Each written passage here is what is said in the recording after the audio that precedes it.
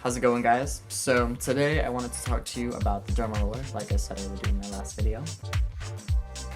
This is a Derma Roller. It is basically a cylinder with spikes on it, and they're super tiny, as you can see.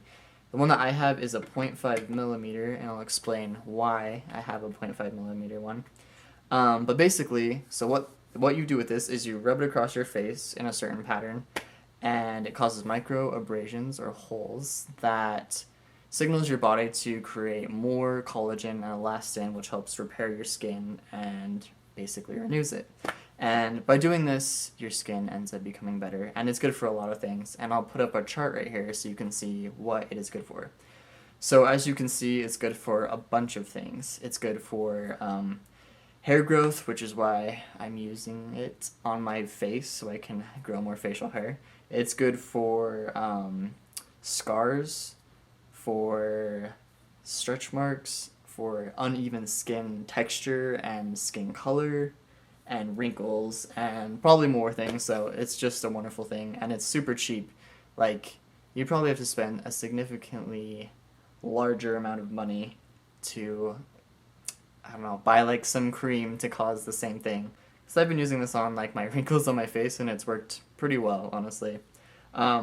But looking at the chart again, you can see that there are different benefits for the different sizes of needles that are on your Derma Roller. And if you just want facial hair growth or just hair growth, basically, you don't really want to use anything larger than a 0.5 millimeter. But if you're trying to get rid of like stretch marks, then you're gonna need something that goes a bit deeper. So you'd probably want to use something that's like a 2 millimeter Derma Roller. But honestly, I don't think I would use that on myself, partially because it would hurt like crap, but I think you need to go to someone who has a master esthetician license in order to do that. You could probably buy one, but I wouldn't advise it. Before you actually get a derma roller, you want to know what is your purpose with derma rolling. And for me, I want to grow a beard, so that's why I'm using a 0.5 millimeter.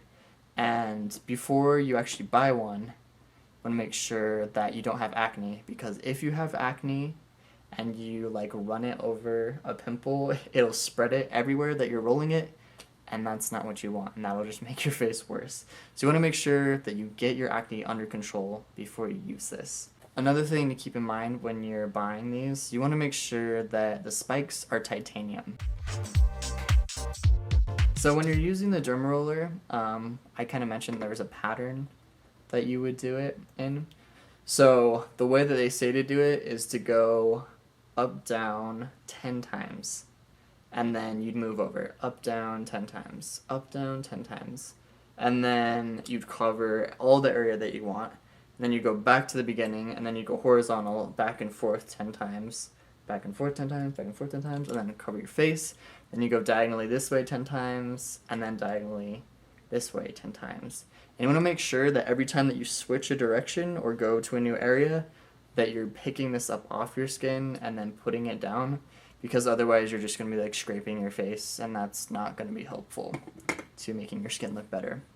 And it could possibly damage the Derma Roller too, so you don't want to do that. Not the best idea.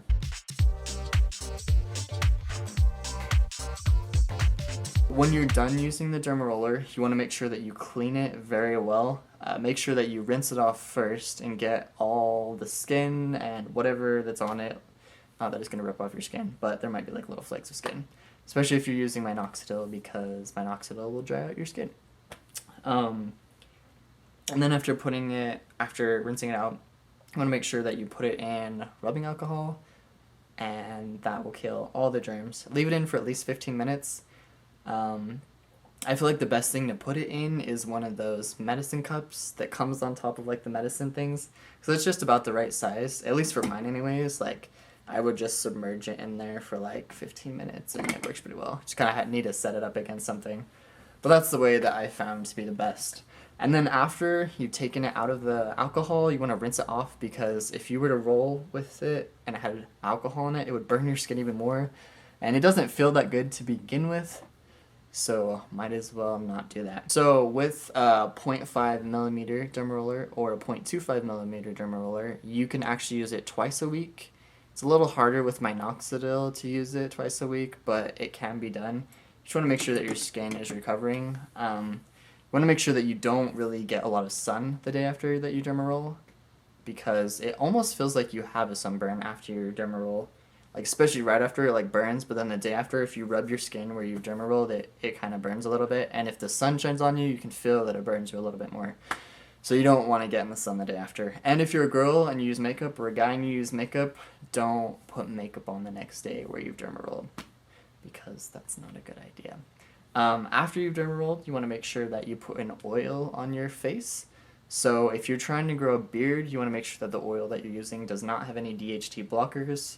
So the oils that I have found that, as far as I'm aware of, don't have DHT blockers are Jamaican black castor oil, jojoba oil, and grapeseed oil. There's probably others, but those are probably best bet.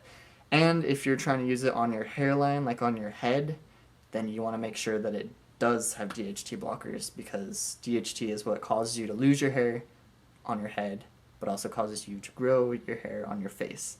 So you want to make sure that you're using the right kind of oil when you're doing that after, because the oil will help your skin repair a little bit better.